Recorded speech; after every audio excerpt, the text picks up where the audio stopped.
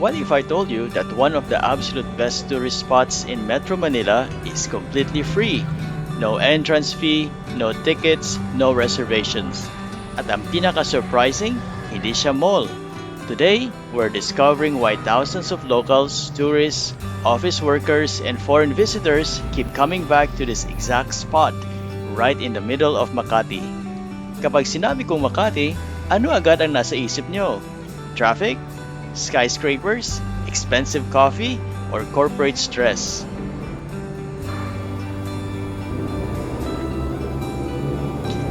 Pero paano kung sasabihin kong may lugar dito na pwede kang mag-relax, mag-picture, kumain at mag-enjoy nang hindi kailangan ng gumastos ng libo-libong piso?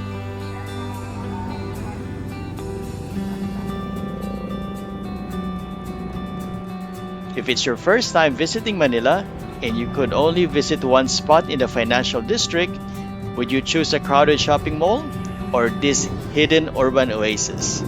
By the end of this video, you'd be the judge.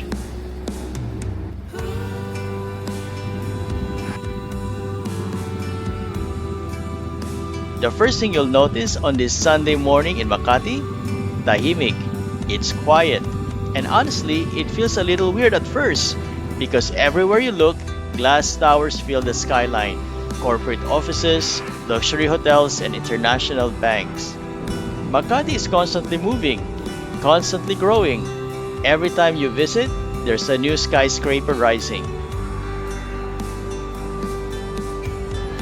But here's what makes this place different. Despite all the concrete and despite the endless construction, the city still made room for nature.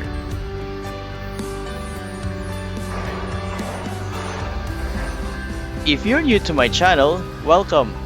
We'll travel across the Philippines discovering destinations that are actually worth your time and money. Hindi yung puro Instagrammable lang, kundi yung may totoong kwento at magandang experience. So if you want practical travel guides with bit of history, good food, and a little bit of humor, smash that subscribe button right now. We have a lot of places to explore together. And today, it is the Ayala Triangle.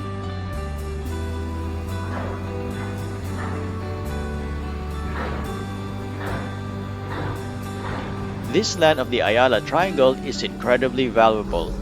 Most developers would fill it with office buildings.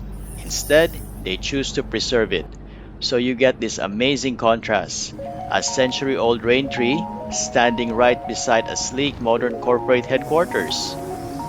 Instead of filling every available square meter with another building, they preserve a space where people can just slow down, walk beneath the trees, and simply breathe.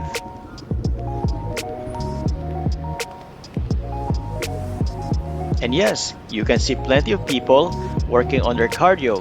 Habang ako, digital creator Judas muna.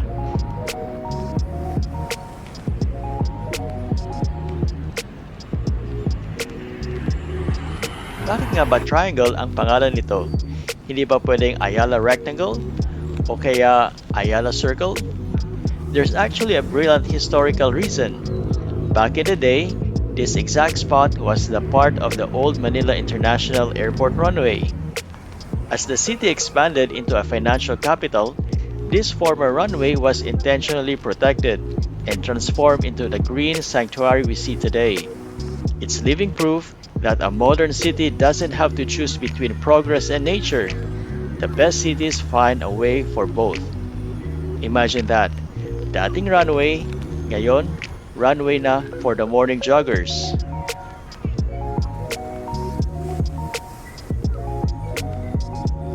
If you're planning your visit, here's your official insider checklist. Walk under the ancient rain trees, relax on the open lawns, and take those iconic skyscraper photos. And don't forget the best part, people watching. It's a premium free entertainment. You'll spot the hyper-focused power walker, the serious marathon jogger, the classic coffee tita holding a luxury bag, and the corporate warrior who clearly has a Zoom meeting in 5 minutes. And of course, the tourist doing 20 different poses for a perfect Instagram photo. No judgment here, ginagawa din namin yon. Which brings me to a quick question for the comments. Are you team morning visit or team night visit? Let me know below because the timing completely changes the vibe. Mornings give you cool weather, fewer crowds, and that fresh, healthy lifestyle energy. Late afternoons hit you that golden hour glow, absolute best lighting for your camera. But the night, it's completely different world. It's romantic, vibrant, and alive. Depende syempre kung may ka-date ka. Kung wala, well at least maganda pa rin ang view. But wait until you see this place during the holiday season. Every single year, the entire Metro Manila waits for the famous Festival of Lights. Millions of lights and interactive displays completely transforms these trees. No matter how many times you've seen it, it feels like the first time. It's an absolute bucket list experience. If you want to find the literal gateway between the park meets the corporate machine, you look for this water feature right by the old Makati Stock Exchange. It acts like a visual buffer. Sa isang side, pure green sanctuary, sa kabila, it's all business. And for our international viewers, notice how orderly everything feels here. This isn't just a park, it's a meticulously planned urban ecosystem designed to keep everyone, from joggers to morning cyclists, moving smoothly. It's safe, it's clean, it's completely walkable, and it's photogenic. Plus, you are within the walking distance to the major hubs like One Ayala, Greenbelt, Glorieta, and the Ayala Museum. You can easily build a one-day itinerary here without ever needing to book a ride. At alam nating lahat, masakit sa bulsa mag-grab kapag rush hour. Just a fair warning for our foreign viewers, Makati walking distance hits a little different. Sa probinsya, kapag sinasabing malapit lang, dalawang bahay lang ang pagitan.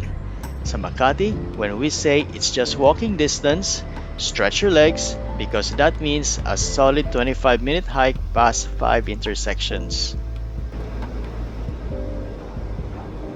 Welcome to the Underpass network. It's basically a subterranean art gallery.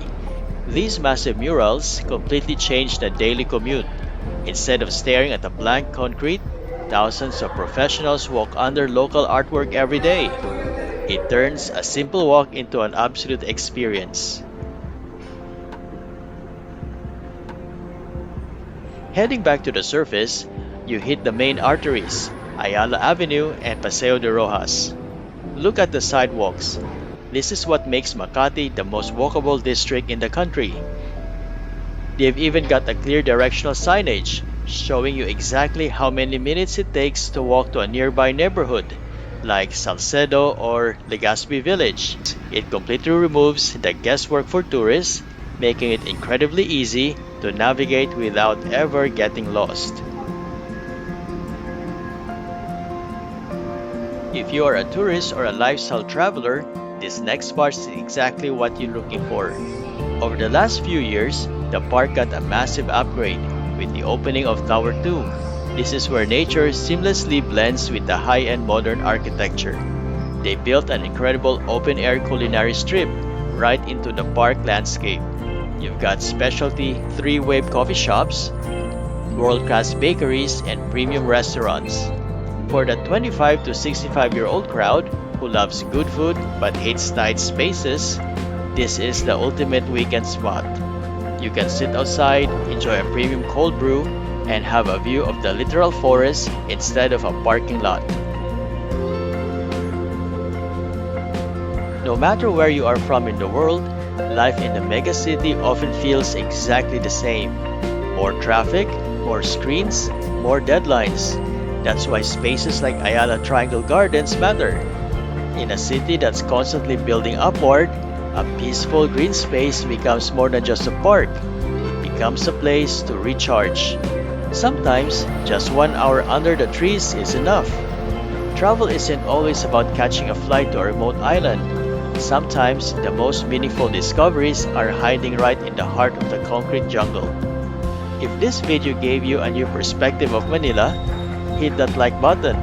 Share this with a friend who desperately needs a break from their desk. And don't forget to subscribe. Thanks for watching. And remember, travel local, travel smart, and travel with love.